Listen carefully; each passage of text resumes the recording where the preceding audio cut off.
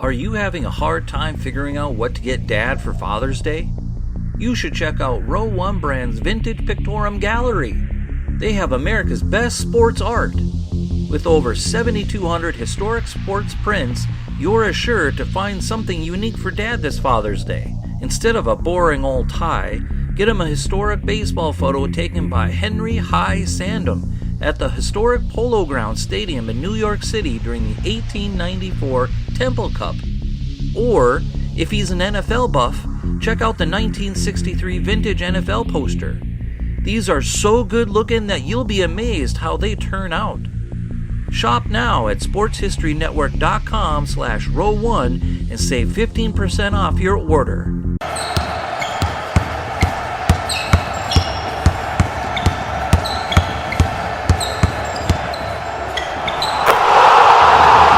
This is Basketball History 101 with Rick Loayza. Welcome back to Basketball History 101. I am your host, Rick Loayza. This is the podcast where we bring to life some of the forgotten stories from basketball history. Now, how many of you remember when former Chicago Bulls general manager Jerry Krause famously said, "Players and coaches don't win championships. Organizations win championships"? If you watch the Michael Jordan Last Dance documentary, then you are probably familiar with this quote since they spent almost half an episode talking about it and getting people's reaction to it. Michael Jordan's reaction to the quote was, "I don't see any of those organization people taking any shots." Granted, Krause's quote was poorly worded, and Krause says he was misquoted. But Krause actually does have a point. Now, yes, it is the players who are out there scoring baskets and playing defense.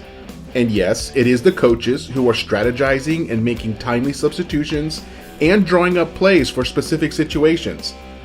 But any reasonable fan would agree that beyond the players and the coaches, there are others within a professional organization that make major contributions to winning. In the NBA, you have the general manager who hires the coaches. He also is responsible for making trades and drafting and signing new players.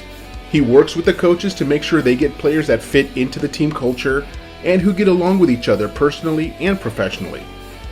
You also have other support staff like nutritionists, doctors, equipment managers, strength coaches, psychologists, and more. It is the job of these support staff people to help keep the players in peak condition both physically and mentally. Because if the players are not in peak condition, it could result in losses. And if you start having too many losses, people start losing their jobs. But there is one position that is going to be at the center of our story today. That position is the head trainer. The typical fan doesn't usually think about who the head trainer is, or even what they do. Most often, the only time you see the head trainer during a game is when a player is injured in some way. The trainer is the first one there attending to the player. The primary job of the training staff is to keep the players physically healthy and ready to play. This means attending to injuries when they happen, but more importantly, helping the players to avoid injury in the first place through proper strength training and stretching. You know how some basketball players are better than others? I mean, who wouldn't rather have Wilt Chamberlain on their team instead of Benoit Benjamin? Or Larry Bird instead of Purvis Ellison? Of course you would. Or when it comes to your coach, who wouldn't rather have Pat Riley or Phil Jackson or Greg Popovich instead of Mike Dunleavy or Vinny Del Negro? I mean, no offense intended, but you hear what I'm saying. Again, of course you would. That's because some players and coaches are better than others, and you want the best to be part of your team. Well, the same can be said for trainers. Some of them are simply better than others, and you want the best to be the trainer on your team, especially in a role where their main job is to keep the players physically healthy and available to play.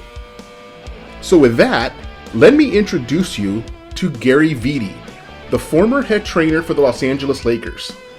Born in 1957, he was only 27 years old when he became the head trainer for the Lakers in 1984. And he held on to that job for 32 years until his retirement at the end of the 2016 season.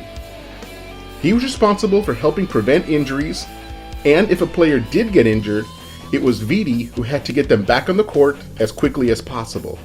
He worked with Kareem, Magic, Worthy, Kobe, Shaq, Gasol, McAdoo, Karl Malone, Gary Payton, and a whole bunch of other players during his time with the Lakers. Whenever a Lakers coach was coaching the All-Star game, Vitti would go along as the trainer for the Western Conference All-Stars. And even when a Lakers coach was not coaching the All-Star game, Vitti was still invited to be the trainer for the Western Conference All-Stars. The NBA knew how good he was, which is why they wanted him to take care of the All-Star players from the Western Conference. So I'm going to share a few short stories about Vitti that should help paint a picture of all the things that he did for the Lakers. In 1985, which was still his first year with the Lakers, they go to the finals against the Boston Celtics. The finals are played in June, of course, which can be very hot and humid in Boston. The Celtics would often turn up the heat in the visitors' locker room, making the room well over 105 degrees Fahrenheit or 40 degrees Celsius. That was part of the home court advantage at the old Boston Garden. They would make the visiting team as uncomfortable as possible. Well, through a connection with the Los Angeles Raiders football team, Vitti was able to get his hands on 2 portable cooling units that he brought with them to Boston. Because of his initiative, he was able to keep the Lakers in a nice and cool environment as they dressed and prepared to take the court. That's just one of the things that separated Vitti from other trainers. He would also serve as the traveling secretary for the team. That means that he would arrange for the plane tickets and hotel rooms on the road. Now keep in mind that back in the 1980s, NBA teams still traveled commercial. That means that they rode on regular airplanes with regular passengers. You might be taking a flight from Chicago to New York and find yourself seated next to a player from the Knicks. It wasn't until the 1990s that teams began to charter flights for team personnel only. So in 1986, Maurice Lucas had joined the Lakers. While Lucas had a really great career by any reasonable measure, by the time he signed with the Lakers, he was a shadow of his former self. He came off the bench and averaged 22 minutes per game. On one of their first flights of the season, Vitti was handing out the boarding passes to the players to get on the flight. Now the team only paid for a few first-class tickets and everyone else had to fly in coach. The first-class tickets went to the stars of the team. In this case, that meant Kareem Abdul-Jabbar, Magic Johnson, and James Worthy. But Lucas had been in the NBA longer than either Magic or Worthy and demanded to be given a first-class seat because of his league seniority. Well, Vitti didn't give him a first-class seat. He made Lucas go sit and coach with the rest of the role players because Vitti knew that you had to take care of the stars first.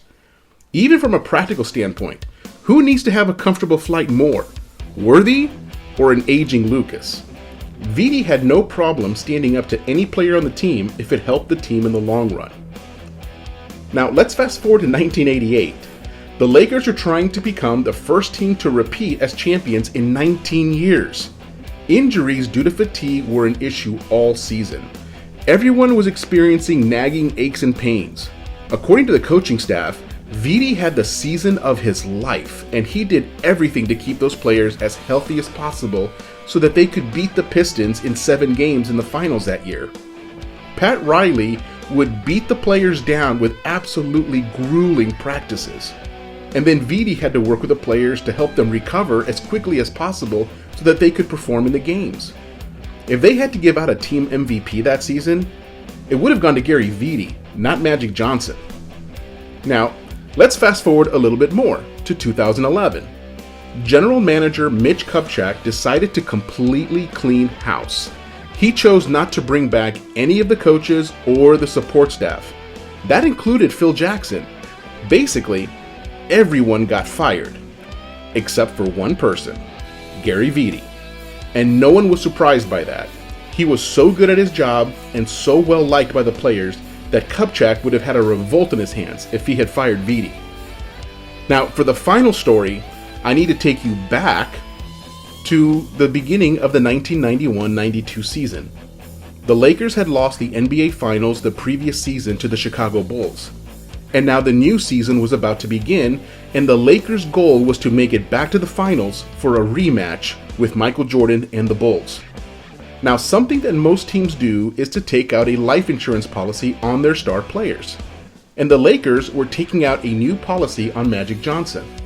As part of that process, Magic had to go through an extensive physical, including a blood test. So while the blood is off at the lab being analyzed, the Lakers were in Utah to play a preseason game against the Jazz. Magic had been complaining of fatigue since the beginning of training camp and asked to sit out the rest of the preseason in order to prepare for the first regular season game. Vitti couldn't figure out what was wrong with Magic. He didn't show any of the normal symptoms of a flu or a cold. So where was this fatigue coming from? Then Magic gets a phone call from his doctor back in LA, and the doctor is telling Magic that he needs to return to LA immediately. Not after the game, but at that very moment. He needs to leave the arena and take a taxi to the airport and grab the next flight to LA. Nobody knows what's going on. It is highly unusual for a player to be called home before a road game. Nobody in the Lakers staff knows why Magic is leaving. All they know is that his doctor called him home. Even Vitti was left out of the loop. But during the game that night, as he's attending to his normal duties for the Lakers, it hits him like a ton of bricks. Magic. The unexplainable fatigue.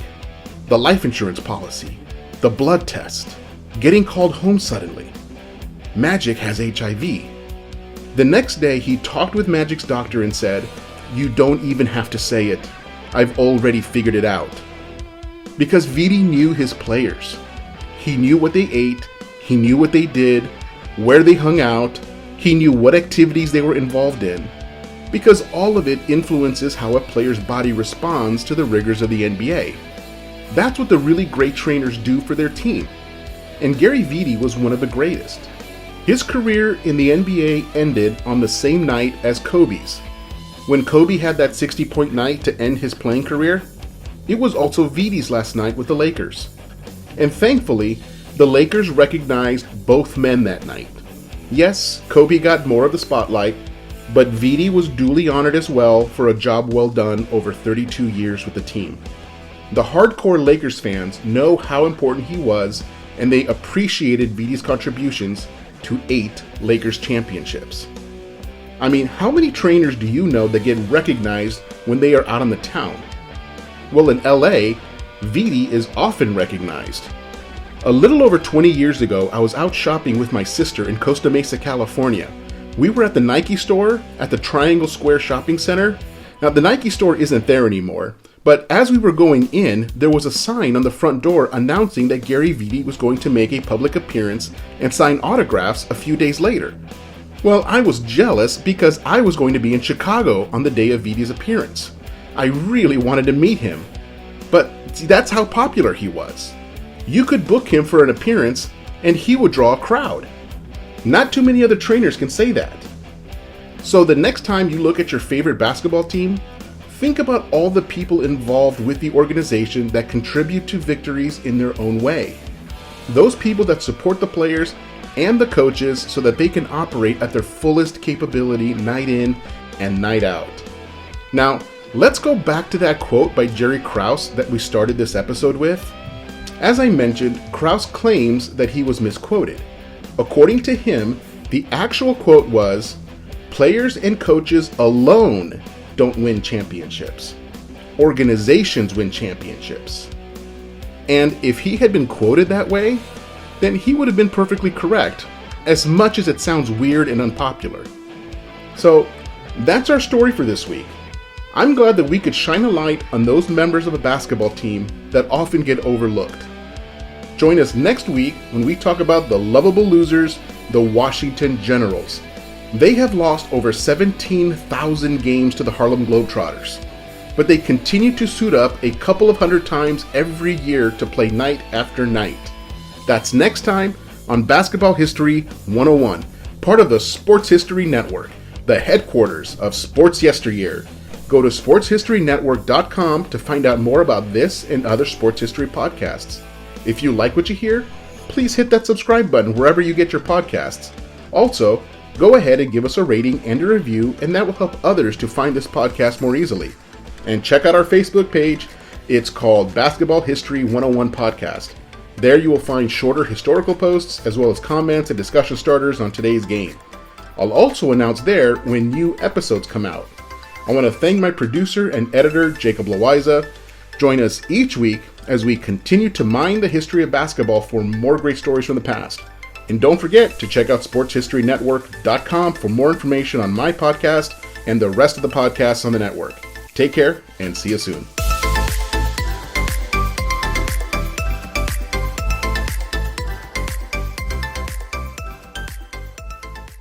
We here at the Sports History Network proudly partner with 26 podcasts, all revolving around the history of sports.